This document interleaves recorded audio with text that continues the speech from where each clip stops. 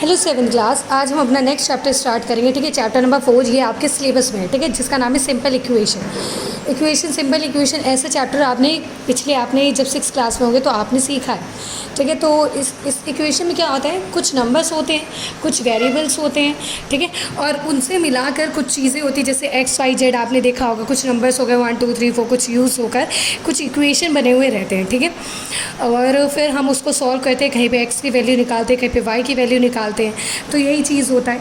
जैसे कि ये देखो 4x + 5 = 65, तो ये कुछ शो कर रहा है। तो ये हमारे क्या हैं, हमारे ये इक्वेशंस हैं। ठीक है, जैसे एल्जेब्रिक इक्वेशंस भी कहते हैं। ओके, तो ये आपको समझ में आ जाएगा। इसमें ज़्यादा कुछ है नहीं ऐसा जो मैं आपको ये इंट्रोडक्शन में कुछ भी लिखवाऊँ। बस आप क्या करेंगे, चैप्टर नंबर 4 डालेंगे। ठीक है, और सिंपल इक्वेशन नाम डालेंगे और आप ये चैप्टर हम ये स्टार्ट करेंगे। ठीक है, साथ में बस हाँ एक चीज़ और लिखना, जैसे कि हाँ, तो ये आपका हो जाएगा यहाँ पे। ओके, तो अच्छा एक चीज़, इक्वेशन में ना 2 चीज़ें होती है, एक लेफ्ट हैंड साइड और एक राइट हैंड साइड भी होता है। जैसे कि मान लो ये इक्वेशन दिख रही है बेटा आपको, ये इक्वेशन दिख रही है, तो ये वाली साइड क्या होगी, लेफ्ट हैंड साइड, और ये वाली साइड क्या होगी, राइट हैंड साइड। राइट मतलब सीधा सीधा साइड, और लेफ्ट मतलब लेफ्ट हैंड साइड। ठीक है, तो लेफ्ट हैंड साइड और राइट हैंड साइड का जो आपका ज्ञान होना चाहिए, जैसे कि 4x + 5 on the left side, 4x + 5 के साइड में, लेफ्ट साइड में, 6x - 25 के साइड में, राइट साइड में। तो ये आपको पता होना चाहिए। तो आप क्या करेंगे, देखो 2-3 चीज़ें आप करेंगे, लिखेंगे, इसमें आपको लिखना पड़ेगा। जैसे यहाँ पे एन इक्वेशन, ये इक्वेशन आप लिखेंगे जो मैं आपको बता रही हूँ। An equation is a condition on a variable. The condition is that 2 expressions should have equal value, not that at least one of the 2 expression must contain the variables.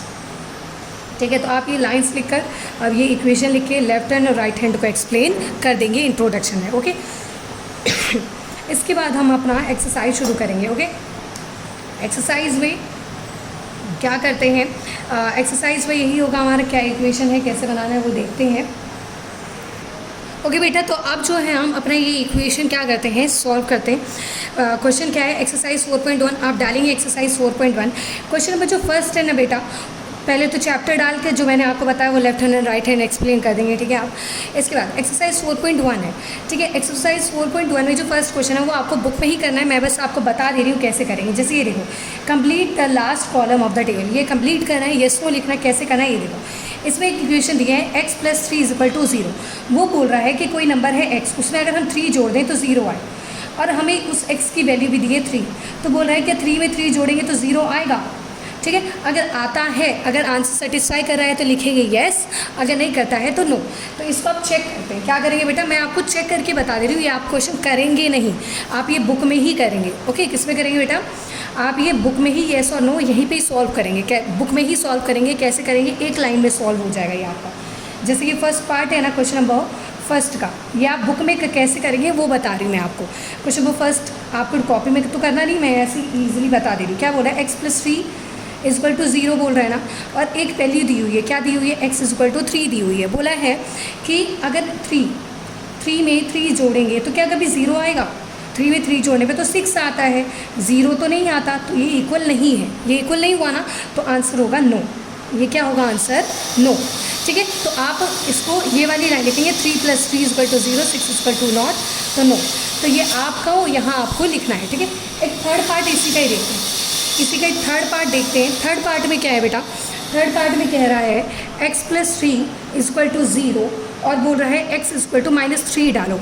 क्या बोला है, x = -3। चलो अब x की जगह पे कौन सी value डालती हूँ, -3, और +3 तो ऑलरेडी है, = 0, + हमारा होता है +- तो 0 हो गया, तो 0 में से 0 गया, कुछ नहीं बचा, है ना, 0 0 सही है ना आंसर, यानी कि ये आ गया ना। यानी कि जैसे हमने x की वैल्यू -3 डाली तो हमारा सच में ही आंसर क्या आ रहा है बेटा, 3 में से 3 0 ही आ रहा है, जो कि पूरा है, इक्वल है, ये भी इक्वल, लेफ्ट हैंड साइड भी इक्वल और राइट हैंड साइड भी इक्वल। तो येस आ गया, समझ में आ गया येस और नो कैसे करना है। ठीक है, तो ये आप इसी तरह एज इट इज़ यहाँ पर सॉल्व करेंगे और बुक में ही करेंगे क्वेश्चन नंबर फर्स्ट। ठीक है, अब हम देखते हैं बेटा क्वेश्चन नंबर 2। आपका क्वेश्चन नंबर 2 क्या है वो देखेंगे।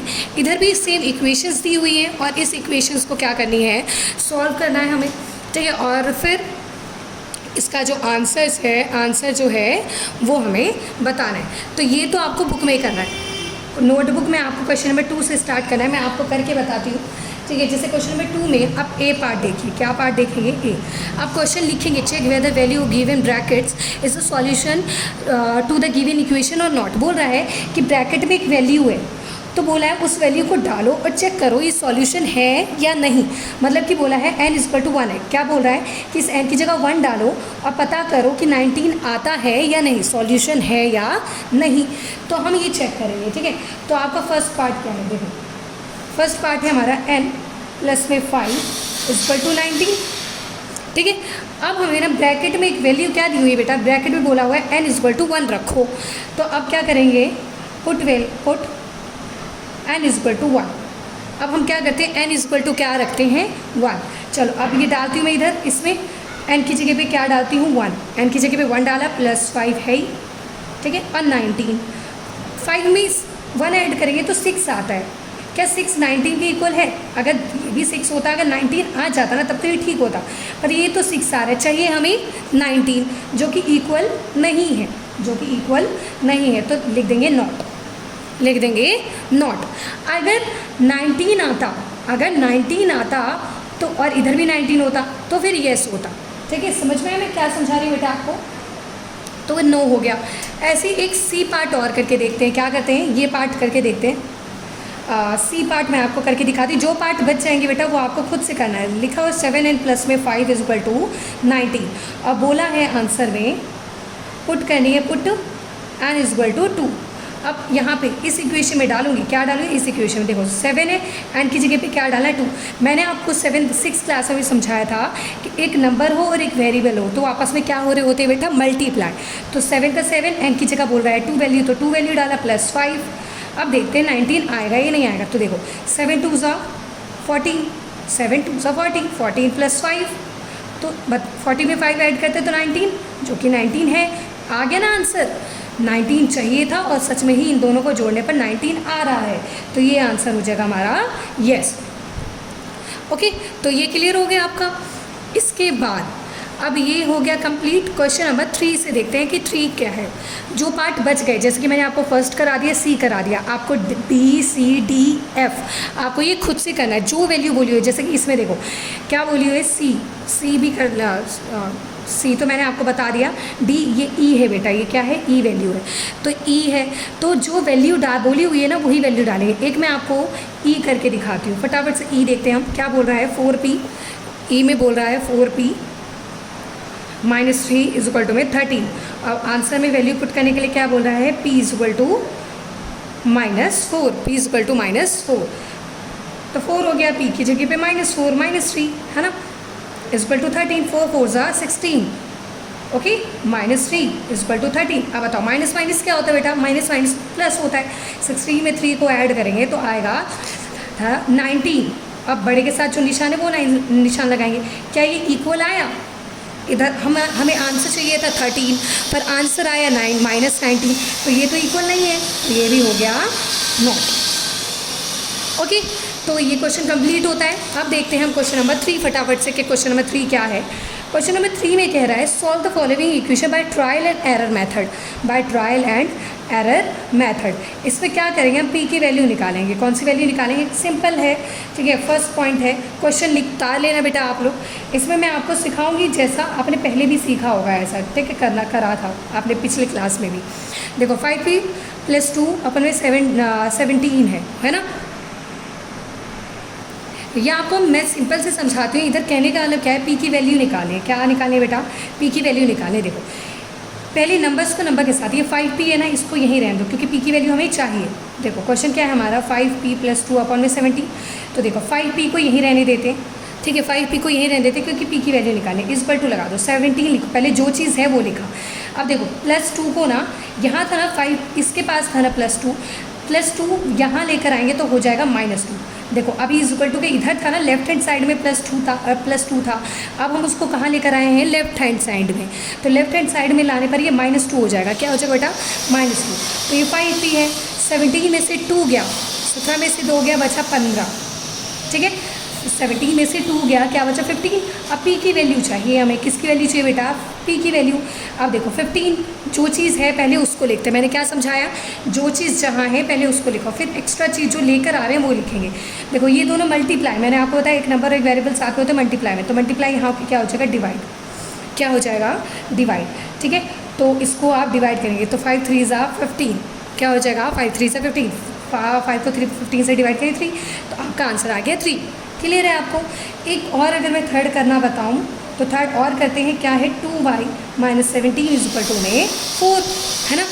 अब देखो फिर से क्या करेंगे आंसर में, 2y को यहीं रहने देते, जो चीज़ हमें जिसकी वैल्यू निकाली वो चीज़ यहीं रहने देते, एक एक करके लेके जाएंगे। पहले जो चीज़ है वो लिखेंगे, इज इक्वल टू के इधर 4 पहले से है तो 4 लिखेंगे।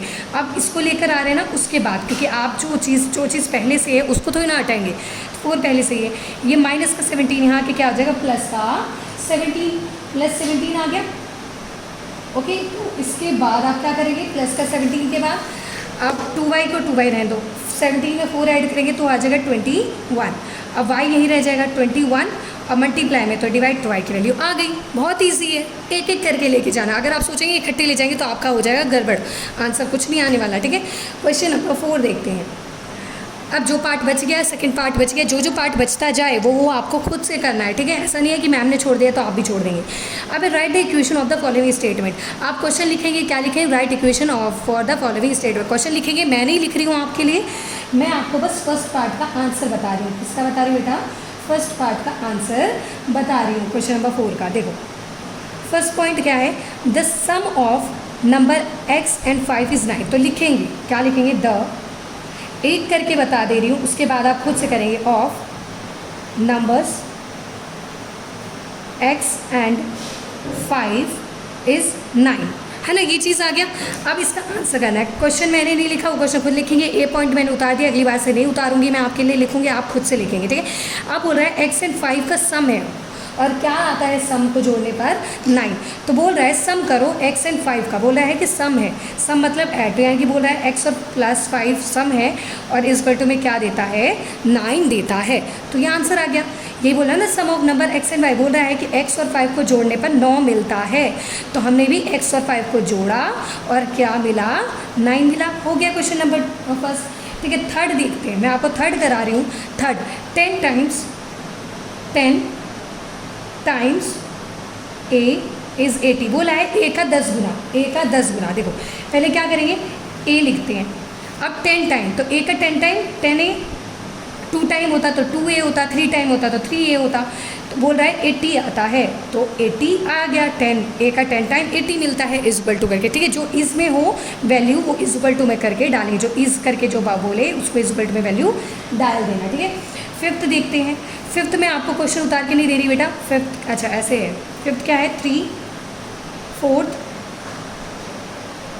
ऑफ t इज़ 15, बोल रहा है कि t का ना 3/4, बोल रहा है t का 3/4 यानी कि 3/4, बहुत ईजी है। इज़ 50, मैंने बोला इज़ के साथ जो वैल्यू हो 15 में डाल देना, ये आपका आंसर आ गया ना। क्वेश्चन नंबर 5 पे देखते हैं, 5 क्या बोल रहा है। 5 में आप देखो उल्टा करना है, अभी तक हमने स्टेटमेंट को इक्वेशन बनाई है ना, अभी x + 5 9 किया, इसको 10 = 80 किया। अब इसको क्या करना है, right the following equation is statement. अभी हमने इसको ऐसे में लिखा था ना, अब हमको इसको स्टेटमेंट में लिखना है, तो मैं आपको ए करके बताती हूँ। क्वेश्चन आप खुद लिखेंगे, फर्स्ट पॉइंट है हमारा p + 6 = 15, है ना। तो इसको स्टेटमेंट में आप कैसे लिखेंगे बेटा, देखो हम क्या जोड़ रहे हैं, p में 6 को ऐड कर रहे हैं, 15 मिल रहा है, तो लिखेंगे द सम, जैसा मैं लिख रही हूँ वैसे ही, of numbers p and 6 is 15। हो गया, मैंने भी वही लिख दिया सेम कि हमने p और 6 को जोड़ा, the sum of number p and 6 जोड़ा तो आंसर आया 15 इज़ 15, वही सेम आंसर मैंने लिख दिया।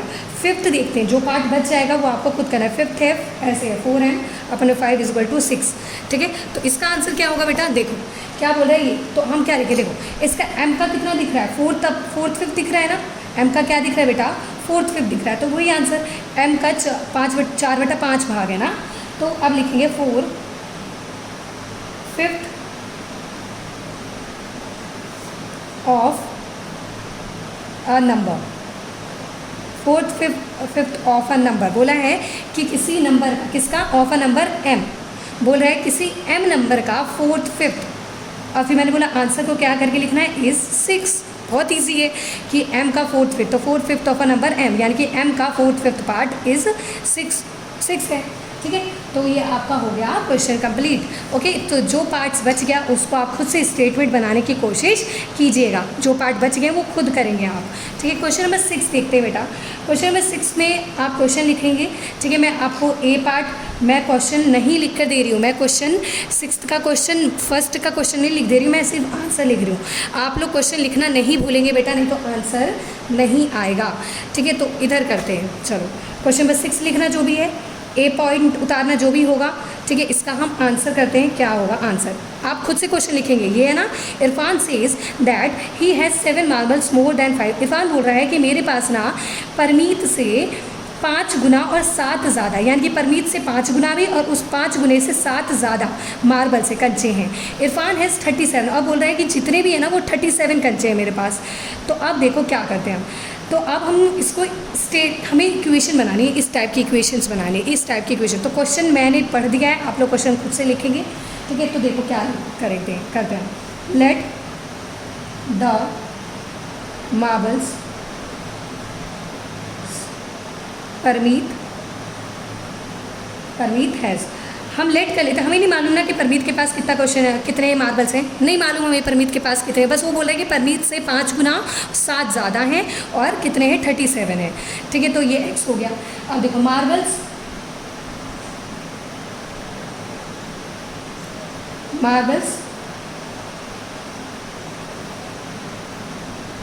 ऑफ इरफान।